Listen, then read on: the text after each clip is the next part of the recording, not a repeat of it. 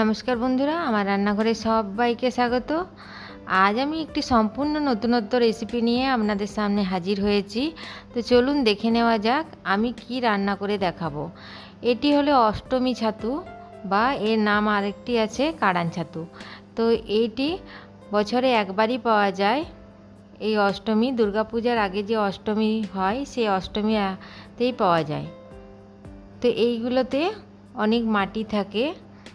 প্রথমে আমি মাটিগুলো ছুরি দিয়ে একটু ছাড়িয়ে নিচ্ছি। এইভাবে একবার অষ্টমী ছাতু রান্না করে দেখুন, ভাত, রুটি, পরোটা সব কিছুর সাথে খেতেই দুর্দান্ত লাগবে। তো এইগুলো ভালো করে ধুতে হয়, দু তিনবার নয়, মোটামুটি 4-5 বার ভালো করে ধুতে হয়, কারণ এটাতে খুব মাটি বালি লেগে থাকে। প্রথমে ছালগুলো একটু ছাড়িয়ে দিতে হয়। ছুরি দিয়ে আমি ছালগুলো একটু ছাড়িয়ে নিচ্ছি। এরপর গামলার জলে ভিজিয়ে রেখেছি, প্রায় আধা ঘন্টা ভিজিয়ে রেখেছি। এরপর 4-5 বার করে ধুয়ে নেব। ধুয়ে কুচি কুচি করে কেটে নেব। দেখে নিতে হবে কোথাও মাটি লেগে আছে কিনা, কারণ এটার থেকে মাটির থেকে একদম উঠিয়ে নেয়।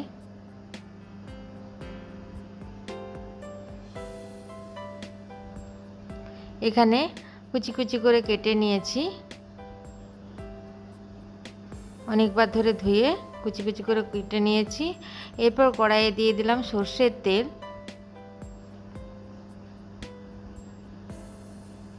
একটু হলুদ দিয়ে দিলাম। এবার কেটে রাখা ছাতুগুলো এর মধ্যে দিয়ে দিলাম। ছাতুগুলো একটু ভেজে নেব। একটু ভেজে নিলে এর স্বাদ দ্বিগুণ হয়ে যায়। এটা থেকে অনেক জল বেরোয়, তো সেই জলটাকে আমরা শুকনো করে নেব।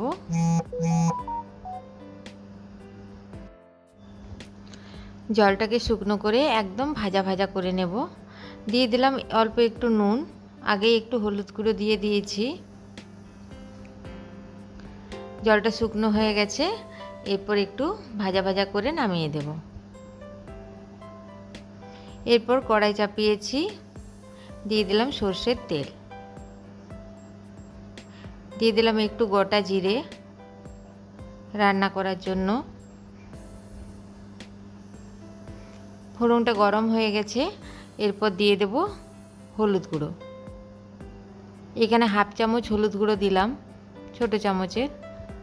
দিয়ে দিলাম একটা কুচি করে কেটে রাখা পেঁয়াজ। পেঁয়াজটা খুব ভালোভাবে ভেজে নেব। আগে থেকে আমি একটা মশলা গ্রেট করে রেখেছি। একটা পেঁয়াজ, একটা টমেটো, দুটো কাঁচা লঙ্কা, এক টুকরো আদা আর 5 কোয়া রসুন। আপনারা চাইলে মিক্সিতেও পেস্ট করে নিতে পারেন, আমি গ্রেটার দিয়ে গ্রেট করে নিয়েছি।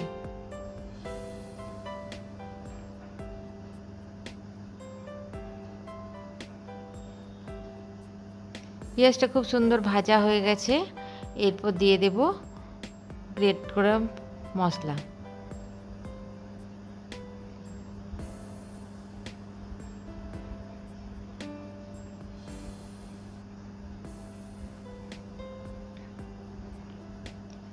এবার এক এক করে গুঁড়ো মশলা দিয়ে দেব।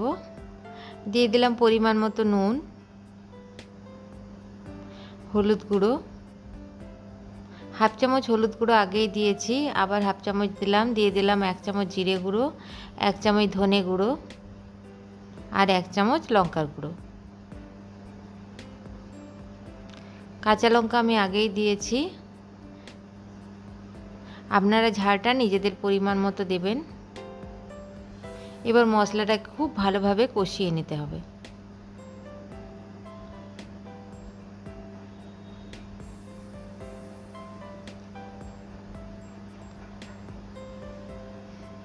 দেখুন মশলার থেকে তেল ছেড়ে দিয়েছে।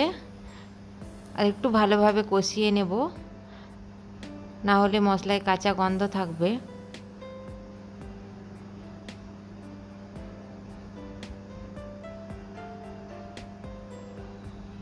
আর দিয়ে দিলাম হাফ চামচ গরম মশলা।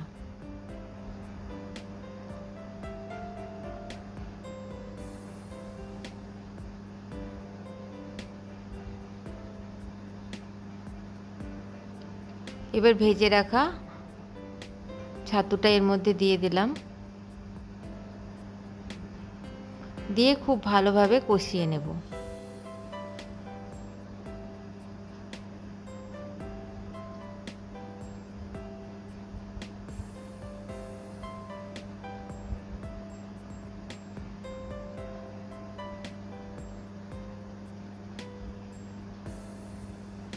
এটা খুব ভালোভাবে কষিয়ে নিতে হবে।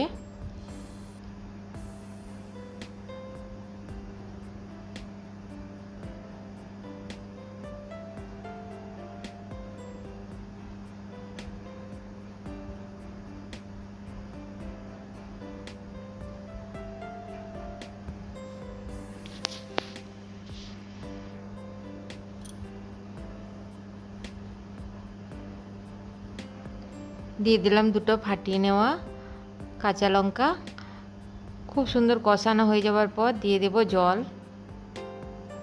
এখানে আমি 1 কাপের মতো জল দিয়েছি, কারণ ঢাকা দিয়ে একটু সেদ্ধ করে নেব।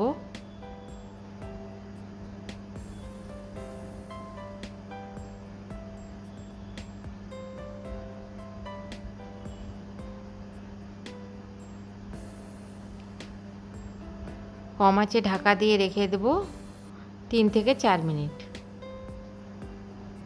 কারণ ভাজার সময় ছাতুটা সেদ্ধ হয়ে গেছে। 4 মিনিট পর খুলে ভালো করে নাড়াচাড়া করে নেব।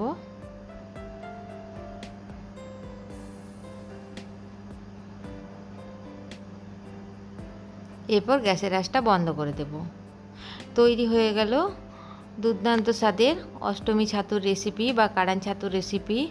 আমার এই কাড়ান ছাতুর রেসিপি আপনাদের যদি ভালো লাগে তো আমার চ্যানেলটিকে সাবস্ক্রাইব করার জন্য অনুরোধ রইল। সঙ্গে একটি লাইক করে দেবেন। ভিডিওটি দেখার জন্য সবাইকে অসংখ্য ধন্যবাদ।